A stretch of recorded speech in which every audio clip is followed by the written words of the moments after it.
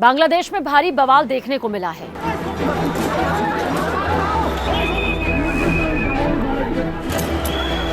यहां सुरक्षा बलों और पूर्व प्रधानमंत्री शेख हसीना के समर्थकों के बीच दरअसल झड़प हो गई, जिसमें कम से कम 4 लोगों की जान जा चुकी है। जी हां, 4 लोग इस झड़प में मारे गए, उन्होंने अपनी जिंदगी गंवा दी और कई जख्मी भी हो गए।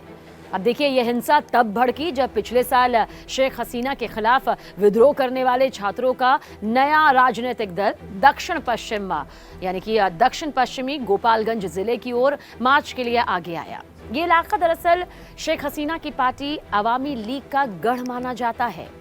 शेख हसीना के सत्ता से बेदखल होने की तस्वीर तो पूरी दुनिया ने यहाँ पर देखी, और बेदखल होने के बाद से बांग्लादेश में जो अराजकता की स्थिति सामने आई है, उससे बांग्लादेश अभी भी जूझ रहा है। ये वो अराजकता के हालात हैं जो सभी के सामने हैं। ताज़ा हिंसा बांग्लादेश में गहरे विभाजन को यहाँ पर दिखाती है, उस खाई को दिखाती है जो इस वक्त सभी के सामने है। यहाँ की अंतरिम सरकार बिगड़ती सुरक्षा स्थिति को काबू करने में नाकाम यहाँ पर साबित रही है और अब भी लगातार नाकाम हो रही है। ताजा हिंसा के वीडियो में साफ दिखाई दे रहा है कि हसीना समर्थकों ने पुलिस पर लाठियों से हमला किया, वाहनों को आग के हवाले कर दिया। विद्रोह की याद में आयोजित कार्यक्रम के तहत छात्रों की नेशनल सिटीजन पार्टी के नेताओं को लेकर लगभग 20 वाहनों का काफिला यहाँ पर पहुंचा हुआ था।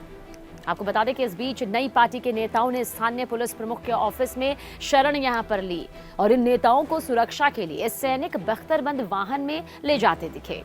बाद में वो सुरक्षा गार्डों के साथ पड़ोसी जिले के लिए रवाना भी हो गए। दरअसल अंतरिम सरकार ने बुधवार को कहा कि छात्रों पर हमला करने वाले सजा से नहीं बचेंगे, उनको सजा मिलकर ही रहेगी। वहीं शेख हसीना की आवामी लीग पार्टी, जिस पर अधिकारियों ने मई में प्रतिबंध भी लगा दिया था, उसने हिंसा की निंदा करते हुए कई बयान जारी किए और जो मौत हो रही है, जो चोटें यहां पर लग रही हैं, उनके लिए अंतरिम सरकार को जिम्मेदार ठहराया। अवामी लीग के एक बयान में कहा गया कि हम दुनिया से गुजारिश करते हैं, अनुरोध करते हैं कि वो सुरक्षा तंत्र के इस प्रयोग पर ध्यान दे।